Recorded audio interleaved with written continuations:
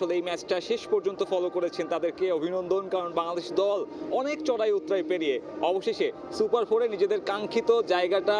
অর্জন করতে পেরেছে। কৃতিত্ব দিতে হবে শ্রীলঙ্কাকে, তারা এত বড় একটা টার্গেট যেভাবে সহজ করে জিতেছে তাতে বাংলাদেশ দলের কাজটাও সহজ হয়ে গিয়েছে এবং এর মাধ্যমে সবশেষ টি-20 বিশ্বকাপের সেমিফাইনালিস্ট আফগানিস্তানকে বিদায় ঘণ্টা বাজিয়ে বাংলাদেশ এবং শ্রীলঙ্কা যাচ্ছে সুপার ফোরের পরের রাউন্ডে এবং এর মাধ্যমে বাংলাদেশ দলের কিন্তু বাড়ি ফিরতে হচ্ছে না এবং তারা আরও 3টা ম্যাচ পাচ্ছে, যে 3টা ম্যাচের মাধ্যমে নিজেদের ভুল ত্রুটি শুধরে আবারও চেষ্টা করতে পারবে এই টুর্নামেন্টের শিরোপা জয়ের যে লক্ষ্য তারা আগে থেকে ঠিক করেছিল সেই লক্ষ্যের জন্য